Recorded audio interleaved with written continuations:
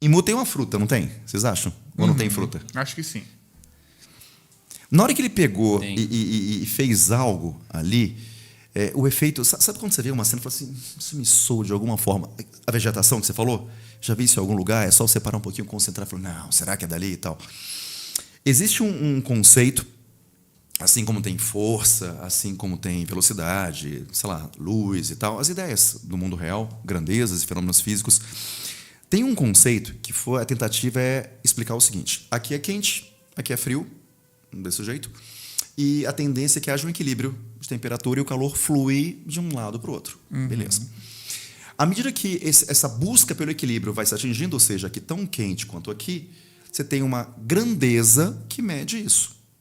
E a grandeza que mede com o próximo toda a igualdade do equilíbrio chama-se entropia.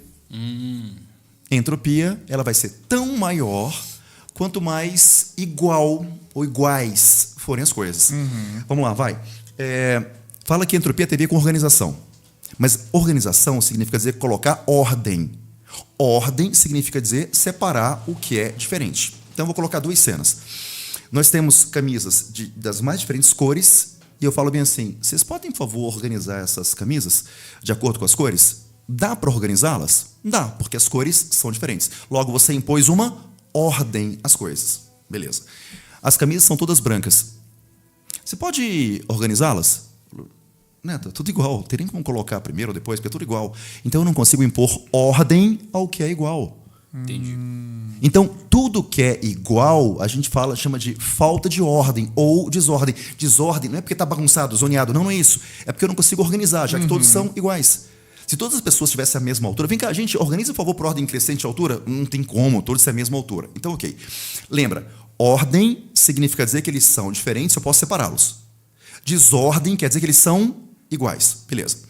À medida que o universo vai avançando, a tendência é que os objetos fiquem com as mesmas energias, mesmas temperaturas. E se eles ficam iguais, isso é desordem.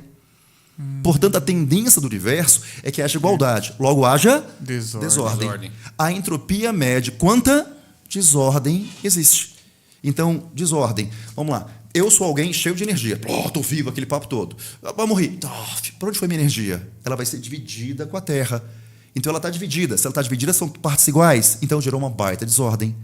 Então, a tendência é que a entropia vá aumentando, a gente gere igualdade. Se eu pudesse controlar a entropia, eu faria com que o processo de vida e morte pudesse ser acelerado. Eu poderia fazer com que um quente e o frio... Acelera a entropia, mesma temperatura. Faz a entropia voltar, quente e frio. Faz a vida continuar, envelhece. Para a entropia. Para de envelhecer. Saturno parou de envelhecer. Em algum momento, ele envelhece abruptamente. Como se alguém estivesse controlando os processos de energia no corpo dele. E essa é a própria definição de entropia. Interessante, hein? Talvez Imu tenha na fruta dele, dentre outras coisas, uma fruta que mexa com entropia. Porra. E aí, nesse instante, ele simplesmente negocia, além de outros poderes que ele pode ter, ele negocia com as pessoas algo que é a imortalidade. Ele consegue fazer o que Ló faz, assim, te dei uma vida eterna e tal. E Imu falou o seguinte, vida eterna, amigo? Na verdade, eu mexi com a sua entropia. Eu parei você num estado de vida. É assim, Guto, a partir desse instante a entropia não muda mais do seu corpo. O que significa dizer que você não vai ter mais processos que vão ao longo do tempo gerar equilíbrio. Você não vai aparecer uma doença agora mais em você. Você não vai mais envelhecer. Não é porque eu congelei o tempo.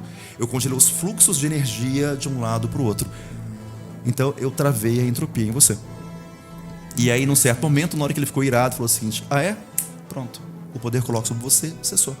Eu acelero tudo, ou faço poder, a natureza, simplesmente fazer o trabalho dela. Interessante. De repente, Legal. a fruta da entropia que está colocada aí no meio. Bem legal, gostei. Legal, interessante, mas é legal. E aí, os danos que eles regeneram? Você faz a entropia voltar. Entropia volta. Porque, assim, a segunda lei de termodinâmica fala que a entropia só aumenta ou permanece constante. Não. Fala que permanece constante num sistema isolado. Na hora que muta fora e ele pode injetar efeitos, ele pode controlar e fazer a volta, porque o corpo da pessoa não é isolado. da hora. Essa Então- aí seria uma fruta surpreendente, hein? Então, porque, pô, mas caramba, os Gorosei, caramba, eles são fortes pra caramba. Não, não são fortes pra caramba. Forte pra caramba é a fruta do Imu que faz com que eles consigam tomar danos e regeneram. É o Imu que faz isso. Interessante. Aí a pseudo-imortalidade deles. Exatamente. Então a gente Pode assim, ser dada e tirada. exato. E o que seduz mais um ser humano do que a imortalidade? Sim. E de repente a subserviência deles tem a ver com esse fato. Eu quero imortalidade, logo eu sirvo você. O que você mandar fazer, eu estou fazendo. E depois que você já entrou nessa, você não tem mais como voltar atrás, né? tem Porque como. senão você vai morrer. O Você retrato acabou se de tornando- Dorian Gray, lembra disso? Que legal. Olha que fera. Então, assim, além dele ter um poder avassalador, mas o fato de ele ter um poder avassalador não obriga as pessoas a fazerem aquilo, de forma alguma. Você tem que querer pertencer àquilo. O que o pai do Shanks, né? Opa, estou me prontificando aqui, ó. E detalhe, olha que fera. Quantos Goroseis são velhos? 4. 4, tem o loirinho. É, a maioria, né? Em que momento você fala bem assim, ok, eu me rendo porque o fim é inevitável. Tem um dos meus poetas favoritos na minha adolescência, Gregório de Matos, barroco, em que, enquanto ele era jovem, ele fazia poemas, criticava a igreja, aquele papo todo, e descia a lenha e tal, poemas satíricos, críticos. E aí, estudando, as obras lindas dele acontecem na velhice, que são obras sacras. E eu indignado, ouvindo a aula, falei, não é possível ser o vendido. Como é que você produziu obras lindas, maravilhosas, ficou velho, criticando né? e tal? Aí o professor falou o seguinte, com o tempo, você vai me dar razão. Aí eu falei, com o tempo. Aí depois ele, com o tempo, vai acontecer uma coisa que hoje você não consegue refutar. Você vai envelhecer. Putz, de repente os Goroseis envelheceram e todo aquele tesouro que ele tinha, aquele poder que eles tinham, estava indo embora. Eles tinham a chance de manter aquilo de maneira eterna. E aí isso passa a mudar propósitos, percepções, caráter. Talvez essas mudanças de caráter não foram totais. Por isso, em alguns instantes ali, você vê na obra bem assim... Tá, vamos fazer o que ele mandou. Aquele resquício de caráter... Muito legal. Colocando na agarrar o que eles já balança o que eles já foram, o que eles defenderam, mas no momento de que eles... Olha que interessante isso.